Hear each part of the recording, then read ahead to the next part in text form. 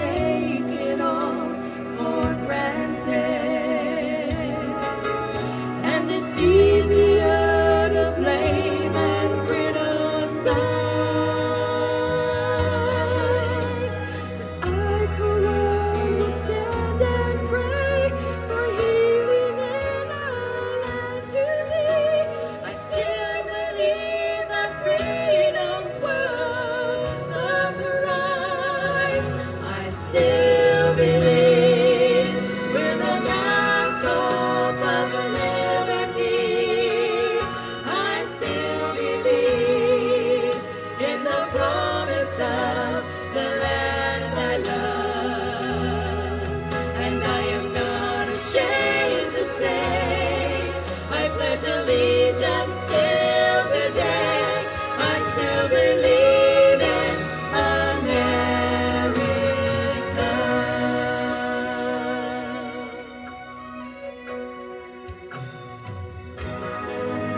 When I think about the future of this nation, I wonder if the torch will still burn bright, and if each new generation will remember and defend her honor then with all their might. For I believe that the faith of our fathers is the cornerstone that made our nation great. And we will stand for centuries if we remain upon our knees. I still believe by faith it's not too late. I still believe we're the last hope of liberty.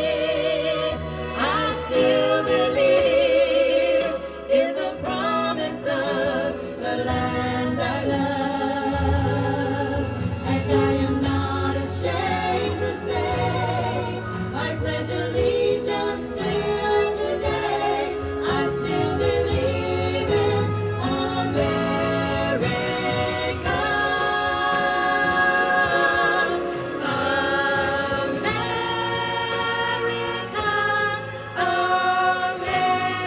America, God shine His grace on me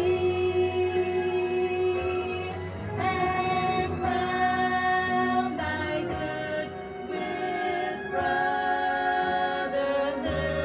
from sea to shining sea. And I'm not ashamed to say, I pledge allegiance still today. I still believe in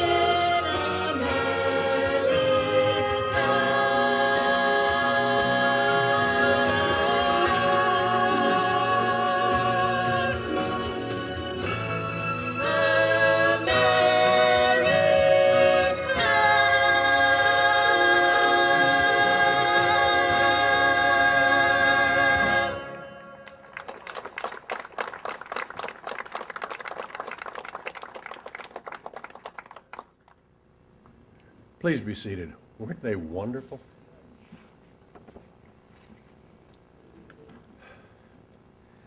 Again, good morning. Those of us here in Heroes Park this morning hail from all across the United States. Some of us attending today's ceremony are originally from New England and the Middle Atlantic states, a mix of metropolitan culture, American history, and picturesque towns. Some of us are from the Midwest, America's heartland, where our large cities kiss the shorelines of the Great Lakes and lead on to the Great Plains. Some of us were born and raised in the southern United States, formerly known as Dixie. The South is recognized for its culture, history, customs, and hospitality. And some of us come to Palm Coast from the West, America's wild frontier that tells a story of migration and national expansion. Regardless of your roots, all of us are here this morning to say happy birthday to the United States of America. 236 years ago today, the Declaration of Independence was adopted by the Continental Congress in Philadelphia, supported unanimously by our 13 colonies. That day, 56 statements changed the course of human history, setting America on the road to freedom as a sovereign nation. Independence Day became a lasting national tradition of sound and spectacle and sentiment. Today, parades, fireworks, and casual family picnics commemorate the history, sovereignty, and traditions of our great nation. As you enjoy your family picnics today, here's a bit of holiday trivia for you to contemplate. In July of 1776, 2.5 million people lived in our newly independent nation. Today, our nation's estimated population stands at 311.5 million. The Flag Makers Association of America estimates the manufacture over 100 million American flags each and every year. 31 American cities, towns, and villages have liberty in their names. 35 places have eagle in their names. 11 have independence. 9 have freedom. 5 have America. And 1 has patriot in its name. Each July 4th, Americans spend $193 million on hamburger meat, $92 million on chips, $70 million on buns, $86 million on cheese, $365 million on mayo, ketchup, onions, relish, mustard, lettuce, and tomatoes, and $167 million on watermelon.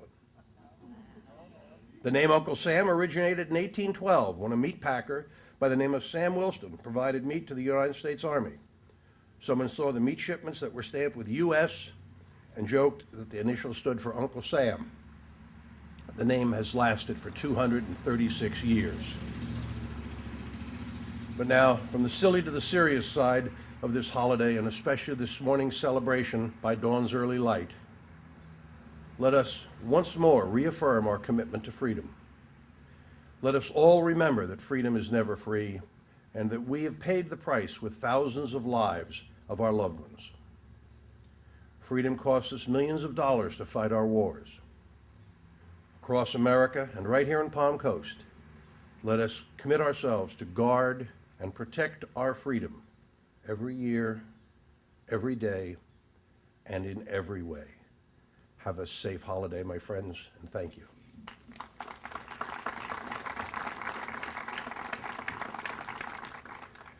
Now I'd like to introduce Lieutenant Colonel Harry Gilman, Army Chaplain, retired, for some comments.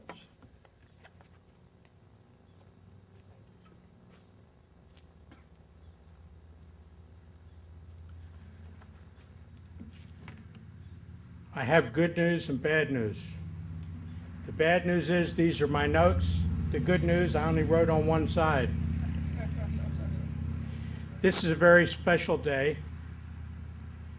As we gather here, we celebrate what it is to be Americans. And our celebration is more than eating hamburgers, hot dogs, or watching fireworks. It is taking a moment to remember how important it is to live in this great country. And many of our benefits came into existence because men and women had an idea of a thing called freedom.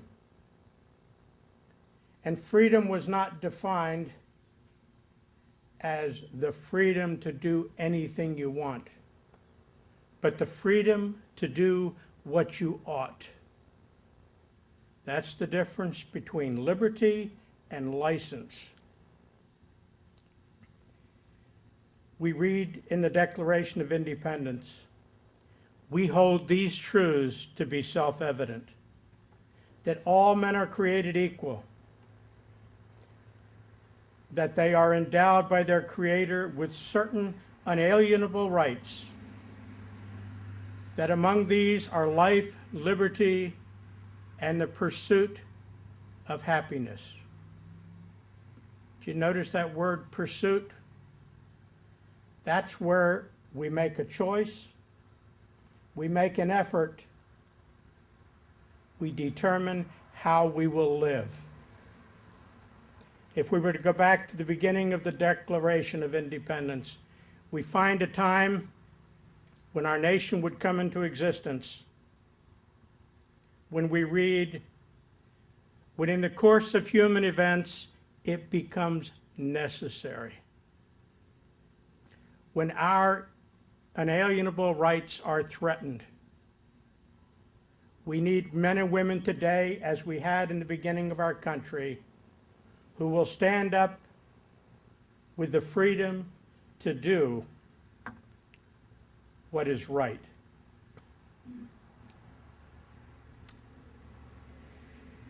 "12 years, 13 years later, after the Declaration of Independence, our Constitution began with these words: 'We, the people of the United States, in order to form and pursuit go together. Our nation has been great because we have people who took responsibility for themselves and they cared about more than themselves. As citizens, may we become like the founders of old, the soldiers who've served through our history, including today. I like you, so I won't sing for you. If I could do it well, I'd borrow from Lee Greenwood. I'm proud to be an American, where at least I know I'm free. And I won't forget the men who died, who gave that right to me. And I'll gladly stand up next to you and defend her still today.' And John F. Kennedy said, 'Ask not what your country can do for you. What can you do for your country?' The best thing is to be free to do and to live what is right. Thank you.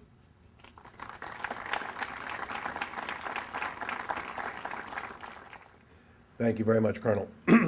It's now my pleasure to introduce Major General Wilfred Hessert, United States Air Force, for his remarks.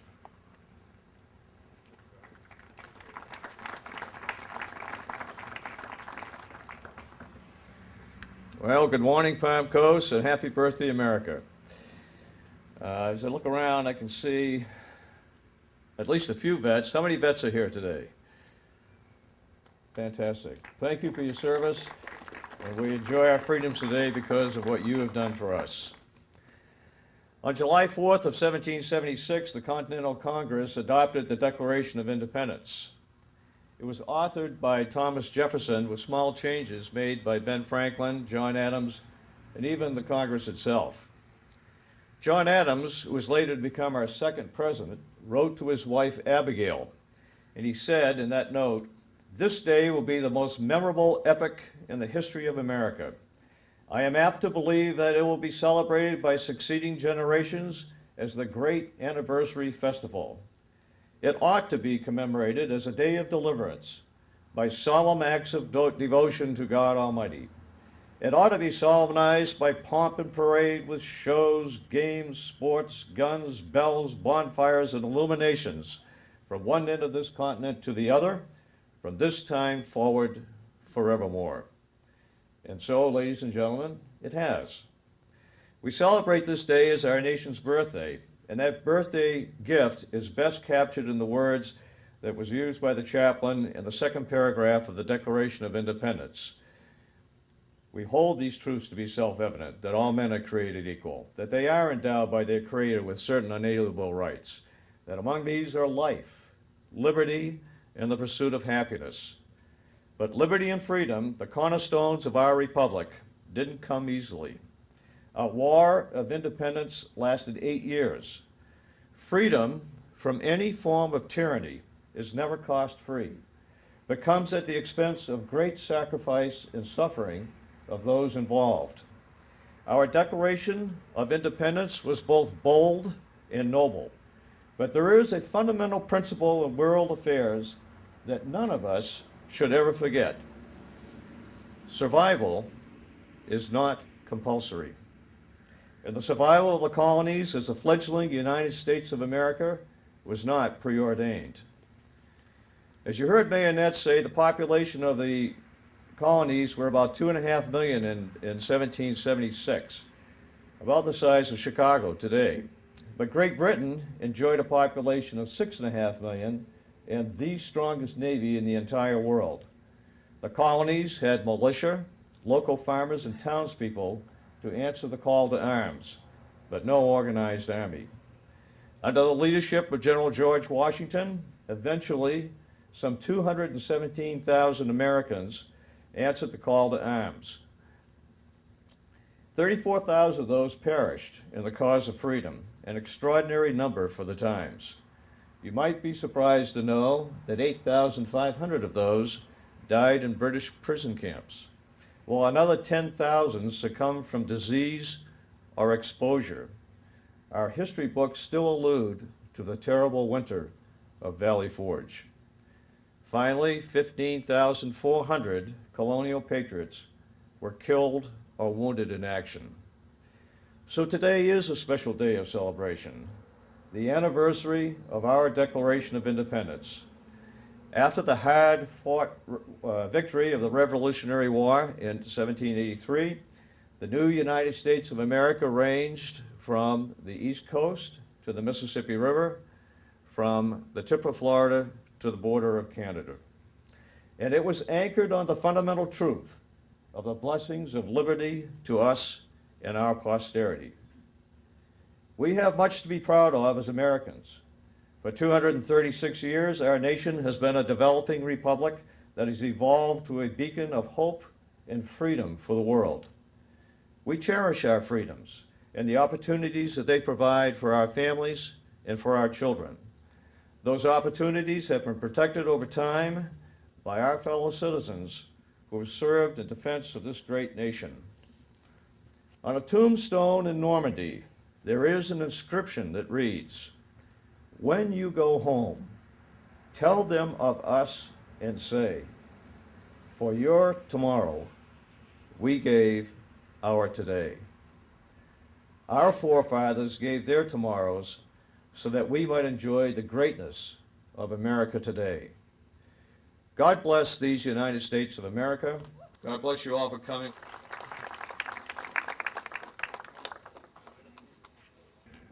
As we continue with our celebration this morning, it's my pleasure to introduce the Flagler Youth String Quartet with their rendition of America the Beautiful.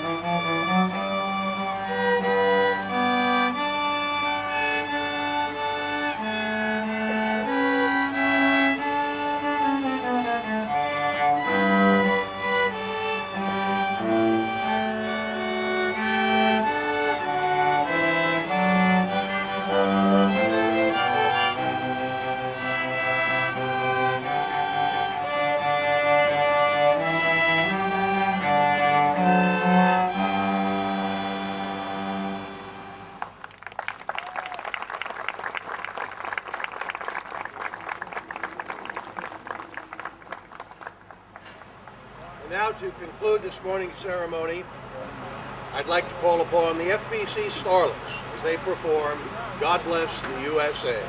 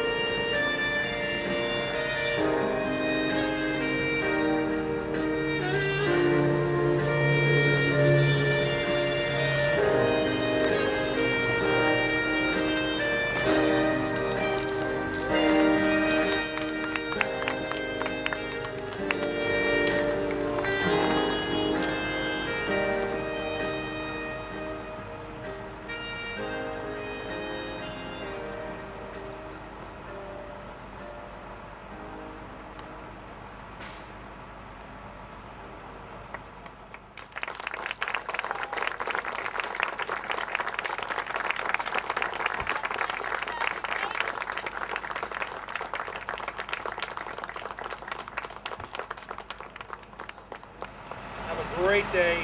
God bless America.